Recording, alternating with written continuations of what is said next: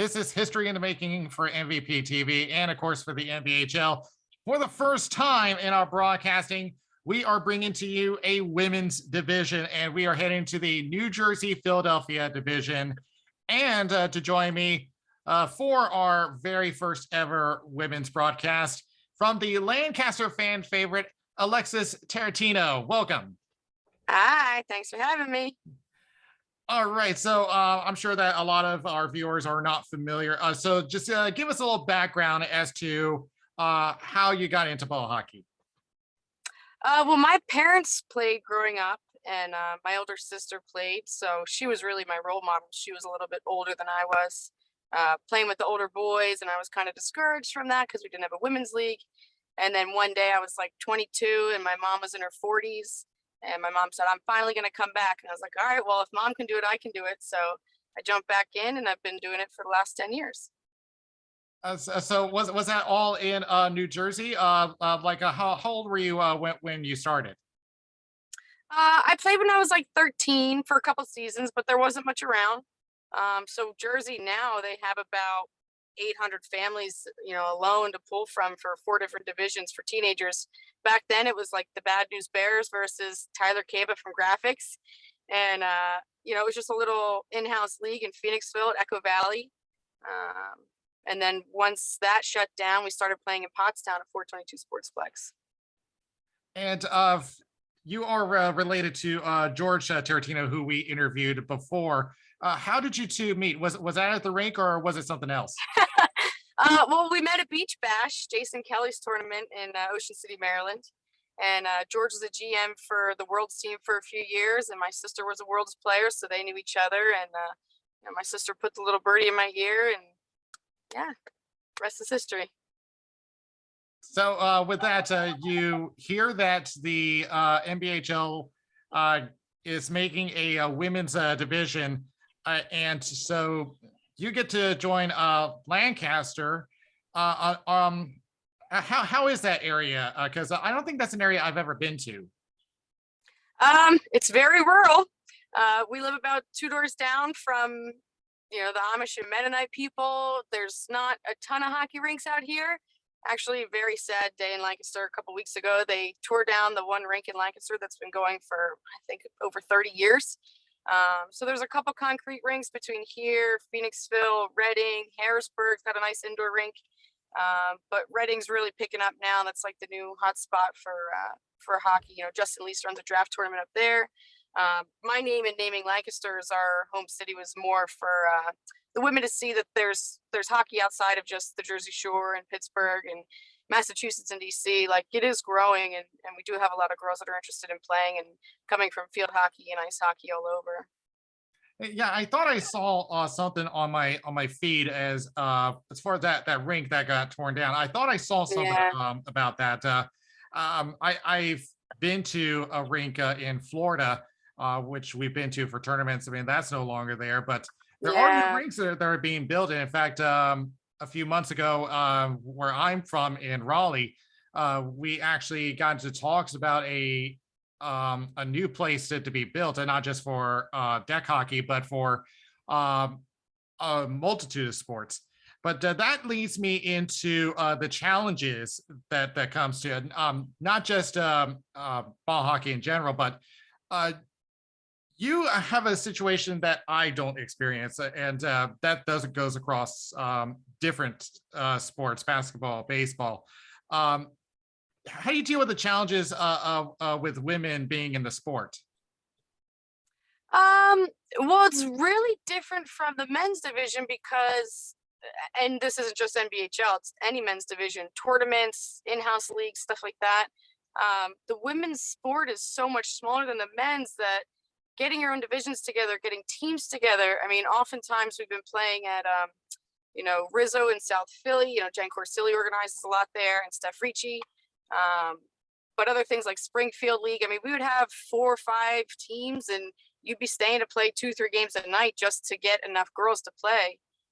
So I coach in New Jersey now, and there's a lot more teenage girls coming up. I mean, I can field a whole team in a tournament now of just 13, 14, 15-year-old girls. So I think getting them to the age of 18 where they're allowed to play in the women's league or even 16. You know, So, we'll see how so it goes next year.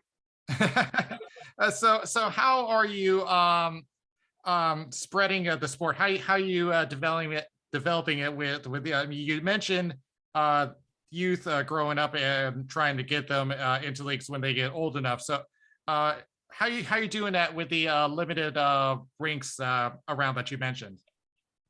Um, it's really tough. I mean, we don't really have space to practice, so the team building is pretty hard. One thing that I find really beneficial is Alessandra Glista's tournaments in her organization, the UWBHF. They have tournaments twice a year, so it's a nice place to bring people in who haven't played before, or maybe are interested, want to get their feet wet. But it's not a real high level A tournament. I mean, we pretty much say, if you want to play, come play.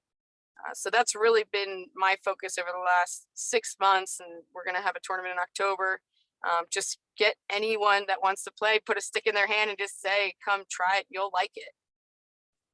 Now, on the flip side of that, we recently had the World Ball Hockey Championships, and the women got to play. And in fact, your division features a couple of members, Haley Frade and Chelsea Monahan, neither of which are on your team. But you do have a player that did play on the national team, Becky Dobson.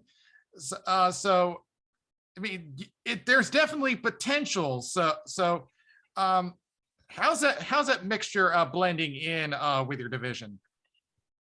I mean, you mentioned it right there. I play with Becky Dobson. She's overtime goal scorer to get Team USA to the finals, the championships for the first time ever. I mean, she's a world-class athlete. You go play hockey anywhere, people know her. I think it's really fun that we get people into this NBHL division that have never played hockey. I mean, I have 2 hockey moms on my team, and they're not hockey moms anymore. They're playing hockey for the first time. They're enjoying the sport that they like to watch their kids play. I'm really impressed with the way that Haley and Chelsea and Becky and all of our higher level players have really been welcoming and leaders on our teams to encourage everyone to play together. It's not just, I'm the superstar, you're a new player. I mean, the community is just exactly what we knew it would be. So I'm really pleased with how everyone's folding in together. So let's get into your division. So you're about halfway through your season. I gotta wonder, the team name, Lancaster Fan Favorite. Your logo is a fox. What did the team? What was the reasoning on choosing the name Fan Favorite? Well, the first name that I thought of wasn't going to work out. So I pretty much wanted to pay homage to my husband's tournament team, you know, the first tournament team I really played in seriously. Maybe not so seriously, my role for them, but it was really eye-opening for me of where I could go with tournament hockey. We went to Vegas with the Timberwolves, my husband's team, and so I really wanted to use the Fox for the Timberwolves, and I just thought it'd be funny to say during the live stream, you know, and the NBHL Lancaster Fan Favorite. So that's all I got. Not very creative. Hey, in my division in Carolina, we pretty much have the most boring logo. So, so it's nothing to.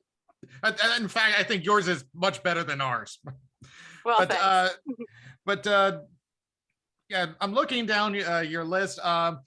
You got some depth in there, but we're kind of looking for the standout player. Now, I know I mentioned Becky Dobson. She has 2 goals, 1 assist so far. She is joined, and she's only been there 1 weekend. To 1 weekend, yeah, that's right, and that's not even mentioning she's only played 3 games so far officially. Right. So, what is so basically what is the layout? What is your mentality when you go into your games? Well, I think the NBHL is a really different league than what I'm used to playing. So I'm used to playing and frankly being one of the newer players. So I really just try to take all my tournament knowledge, league knowledge, knowledge of the game, and I just try to be a leader, you know, set the example, go out there, run as hard as I can every shift, come back to the bench, be an encouraging person. When I see someone make a play, say, hey, this time he did this, next time try this. I mean, we as women want our sport to grow. We want to be able to keep playing tournaments, keep playing leagues, keep having divisions grow. So it's really about encouraging others to keep progressing. And that does make a good point with what you said on how this is different from what you normally play. Um, what's that transition like? You know that at the end of the season, whoever wins this division is going to play for the Milet Cup.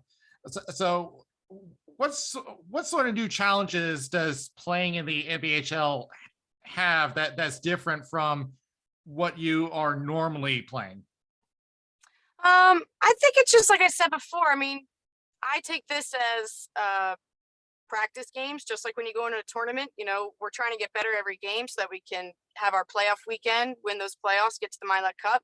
Just like a tournament, you know, you have Saturday to gel as a team. Sunday's what matters. And I mean, same thing with the league, I guess. When you don't have eliminations, you just have to work all season to learn how to play together as a team and improve as a team and hope that you can pull it off in playoffs. And I mean, I think the biggest challenge is there's different skill levels. Yeah, I mean, there's people, like I said, that have never held a hockey stick or have played ice hockey and are just coming to ball hockey. So they might have a really good understanding of their game, but it's a little bit different coming to ball hockey.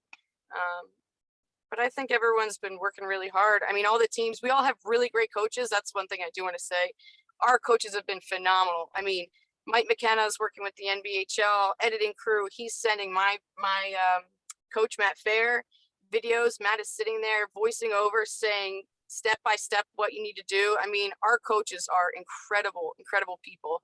And they're all men, and they're all the boyfriends and dads and friends of our women. So they've really been supporting us. That's really the biggest difference I've seen from league play and tournament play. We're really getting some individual attention to improve our game overall.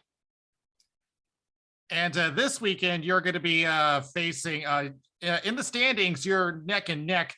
You're going to be facing the South Jersey Bobcats when we get to see you, and you're going to be up against a powerhouse of a player, and that would be Ethan Fisher, who already has 10 goals. So how do you approach a team when we have such a high scoring player going up against you? Well, I play tournaments with Ethan, so for me it's a really friendly game. And I'm starting to play defense recently, so we really just take it as, and I told Melissa this last NBHL weekend, we take it as we're having fun with our friends. I mean, I want to shut her down just as bad as she wants to score on me. There's times where, you know, she doesn't get the blue, or Ethan doesn't get the blue line, and we're standing there and we're laughing, oh, I didn't get it, or, you know, slash happens, oh, sorry, did that. You know, it's a really friendly game. So I'm looking forward to that, is fun with my friends. And we also have of course, everyone's keeping their eye on the current #1 team in the division, Atlantic City Deck Queens, and looking down their roster, they're definitely a powerhouse in themselves. I'm seeing a lot of high scoring players right now. It's Cody Sacco with 10 goals, 4 assists. You have Amy Bradenstein. You have Haley Frade, who I mentioned earlier, who played in the World Ball Hockey Championships. So how do you, so I guess I shouldn't ask the same question, but what is it about the Deck Queens that makes them that competitive? So Joanna Persiano, Amy B, I mean, Rachel Kelly, these are all players. I mean, Haley, obviously, these are all players that have played ice hockey for a number of years. They've played ball hockey a lot. Amy B played with Harrisburg Side Hustle Tier 2 last year. I mean, these are just power forwards that know the game, know where to be, know how to move the ball to each other. And really, it's the hustle that doesn't stop. I mean, they're in the corners. They're getting to every ball first. They're a really, really intense team to play against. So you really just have to be heads up at all times. You know, it's going to be tough. And so let's wrap it up with this. I usually ask players when they come on that if they make it through to the Milet Cup, which division they're looking at. Has there been any division that you've been keeping an eye on. I've actually had my eye on DC because they've been climbing the power rankings because they just released their new ones about 3 hours ago, and there's about Yeah. 3 of them that have already made it to the top 10. Yeah. I mean, I think all of the divisions are really strong. Pittsburgh's got a huge women's program out there. The girls out there have been working really hard to grow their sport out there. So they have 3 teams. I mean, you take our 5 teams, we've got almost 100 girls spread out between 5 teams. Pittsburgh's really concentrated. 3 teams that can do a lot of damage because you've got a lot of talent together. DC has always been a very organized area. I mean, Chris Thorpe and those guys from the Cupcakes and the First Ladies, they're always very tough to play in tournaments. They're athletic. They practice a lot. They play leagues with the men. So some of that stuff is what I'm looking at when I think of competition. The all-stars, you know, Colleen Murphy, Sarah Houston couldn't play. She was supposed to play in our division, but a couple things came up. So all these star players are really what you're looking at. And it's really just going to come down to who's got who when you come to Milet Cup.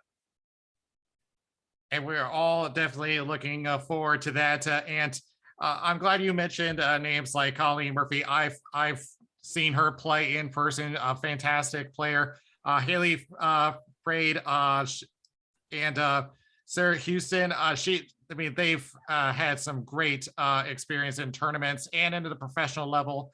So I think this is something that a lot of people really need to explore in this new division in the NBHL, because there's definitely talent that I think still should be dug up, should be discovered by a lot of people. Thank you for coming on, and good luck to you this weekend. Thanks.